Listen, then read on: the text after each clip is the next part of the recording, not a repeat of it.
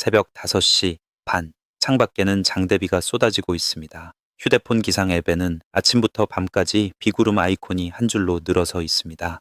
강수 확률 90%. 50대 초반의 김 부장은 그 화면을 한참 들여다보다가 우산을 들고 지하 주차장으로 내려갑니다. 서늘한 콘크리트 냄새, 트렁크에 골프백을 싣는 툭 하는 소리가 텅 빈 주차장에 울립니다. 어제 저녁 골프장에 전화했을 때 돌아온 답은 이랬습니다. 예보만으로는 취소가 안 됩니다. 당일에 직접 와서 보고 결정하세요. 집에서 골프장까지 왕복 4시간 거리입니다. 그는 잠시 운전대를 잡은 채 앉아 있다가 시동을 겁니다. 조수석에는 아내가 챙겨준 보온병이 놓여 있습니다. 와이퍼가 쉬지 않고 움직이는 고속도로를 2시간 달려 도착한 골프장. 비는 그치지 않았습니다. 프론트 직원은 미안한 기색도 없이 이 정도 비면 라운드가 가능하다고 말합니다. 환불 규정을 묻자 돌아오는 건 애매한 미소뿐입니다. 그리고 놀랍게도 그는 항의하는 대신 우비를 꺼내 입고 첫 번째 티잉 구역에 올라섭니다. 이상하지 않습니까? 비가 올 걸 알고 있었습니다. 실제로 비가 오고 있습니다. 젖은 페어웨이에서 좋은 스코어가 나올 리도 없습니다. 그런데 왜 그는 지금 빗속에 서 있는 걸까요? 그의 머릿속에서는 대체 무슨 일이 벌어지고 있는 걸까요? 오늘 그 미스터리를 풀어보겠습니다. 가장 먼저 떠오르는 답은 돈입니다. 당일에 취소하면 위약금을 물어야 하니까요. 그런데 이 답은 절반만 맞습니다. 위약금보다 훨씬 무서운 것이 그의 머릿속에서 작동하고 있었습니다. 1985년 미국 오하이오 주립대학교의 심리학자 할 아크스와 캐서린 블루먼은 대학 극장에서 흥미로운 실험을 했습니다. 연극 시즌권을 사러 온 관객들에게 무작위로 다른 가격을 매긴 겁니다. 어떤 사람은 정가를 다 냈고 어떤 사람은 큰 할인을 받았습니다. 그리고 한 시즌 동안 누가 공연장에 더 자주 오는지 세어봤습니다. 결과는 분명했습니다. 돈을 많이 낸 사람일수록 공연이 재미있든 없든 더 꼬박꼬박 객석에 나타났습니다. 이미 낸 돈은 어차피 돌아오지 않는데도 사람은 그 돈이 아까워서 자신의 저녁 시간까지 계속 쏟아붓습니다. 연구진은 이것을 매몰 비용 효과라고 불렀습니다. 김 부장의 상황이 정확히 이렇습니다. 그린피는 이미 결제됐습니다. 새벽에 일어났고 2시간을 운전했습니다.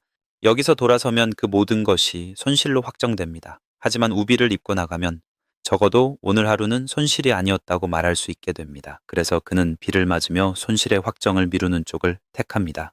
뷔페에서 배가 불러도 접시를 다시 채우고 재미없는 영화를 끝까지 앉아서 보는 것과 정확히 같은 심리입니다.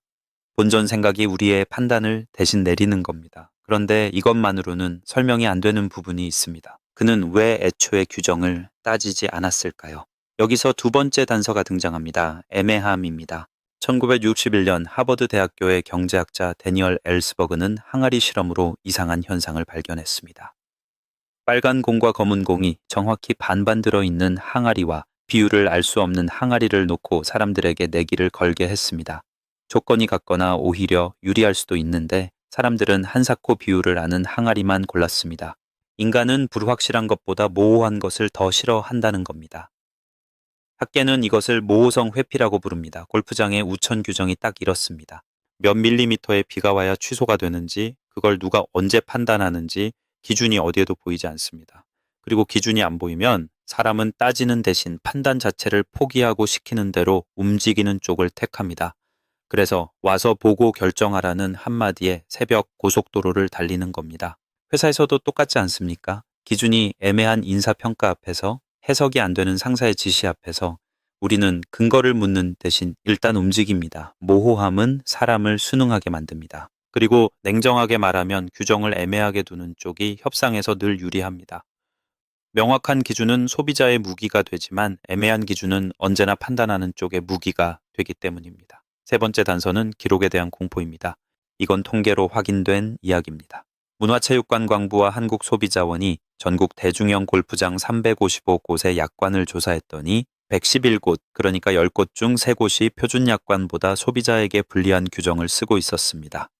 개인 사정으로 취소할 때 과도한 위약금을 물리는 곳이 59곳으로 가장 많았고 폭우로 라운드가 중단돼도 규정보다 적게 돌려주는 곳이 43곳이었습니다. 판이 이렇게 기울어져 있는데도 골퍼들은 좀처럼 항의하지 못합니다. 왜일까요? 노쇼 이력이 남으면 다음 예약이 어려워진다는 이야기 때문입니다. 내 이름 옆에 나쁜 기록이 남는다는 공포. 이 공포 앞에서 회사에서는 한 부서를 이끌고 집에서는 큰 소리도 치는 어른이 이상할 만큼 순한 사람이 됩니다. 시스템을 통제할 수 없을 때 사람이 유일하게 통제할 수 있는 것은 자기 자신의 수능뿐이기 때문입니다. 규정과 싸우는 것보다 비 한나절 맞는 쪽이 차라리 편하다고 그의 뇌는 이미 계산을 끝낸 겁니다. 그런데 여기서 이 영상에서 가장 중요한 진실이 모습을 드러냅니다. 지금까지 말씀드린 위약금도 애매한 규정도 노쇼 이력도 사실은 전부 표면적인 답이었습니다. 그 새벽에 김 부장을 일으켜 세운 진짜 힘은 골프장 바깥에 있지 않았습니다. 그의 안에 있었습니다.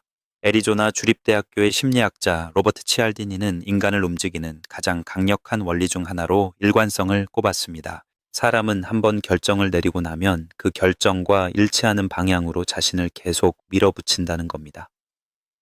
이유는 단순합니다. 말을 바꾸는 사람, 결정을 뒤집는 사람으로 보이고 싶지 않기 때문입니다. 남에게도, 그리고 무엇보다 자기 자신에게도 말입니다. 김 부장은 골프장이 무서워서 빗속으로 나간 게 아닙니다. 한 번 가기로 했으면 가는 사람이라는 자기 이미지를 지키기 위해 나간 겁니다. 동반자 3명에게 취소 전화를 돌리는 순간 그 이미지에 금이 갑니다. 취소는 돈의 문제가 아니었습니다. 내가 어떤 사람인지에 대한 문제였던 겁니다. 생각해보면 우리는 이 원리를 매일 겪습니다. 회의에서 한 번 꺼낸 의견은 반박당해도 쉽게 거두지 못합니다. 술자리에서 호기롭게 뱉은 약속은 다음날 후회해도 지키러 나갑니다. 결정 그 자체보다 결정을 지키는 나를 지키는 일이 더 급해지는 겁니다. 이제 골프장을 완전히 벗어나 보겠습니다. 당신의 삶에도 빗속에 라운드가 있지 않습니까? 재미가 사라진 지 오래됐는데 총무라서 못 빠지는 모임. 손실만 쌓이는데 본전 생각에 팔지 못하는 주식. 맞지 않는 걸 알면서도 10년을 버텼으니 아깝다며 다니는 직장. 이미 반이나 읽었다며 붙잡고 있는 재미없는 책. 다들 아니라는 걸 아는데 누구도 먼저 끝내자는 말을 못 꺼내는 길어진 회의.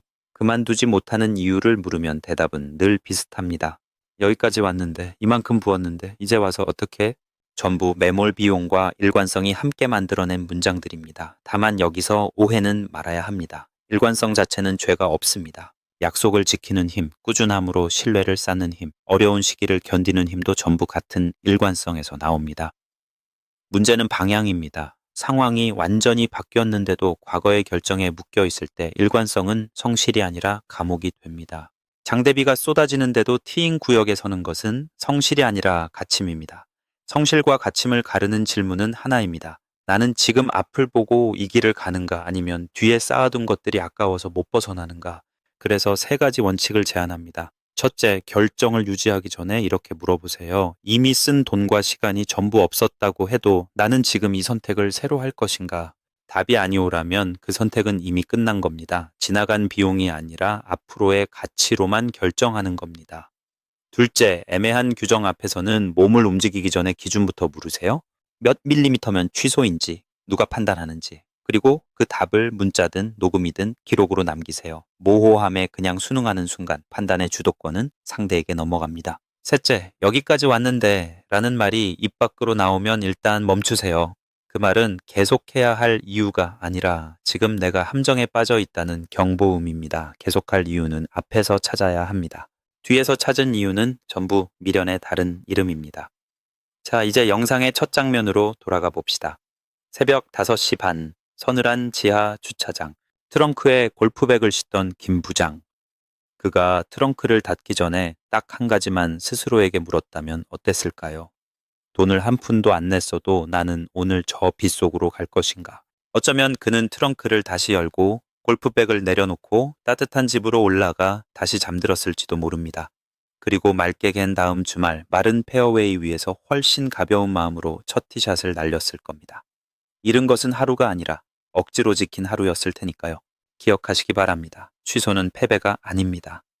방향이 틀렸을 때 멈출 수 있는 사람이 결국 더 멀리 갑니다. 오늘 이야기가 마음에 남으셨다면 구독으로 함께 해주세요. 다음 라운드에서 뵙겠습니다.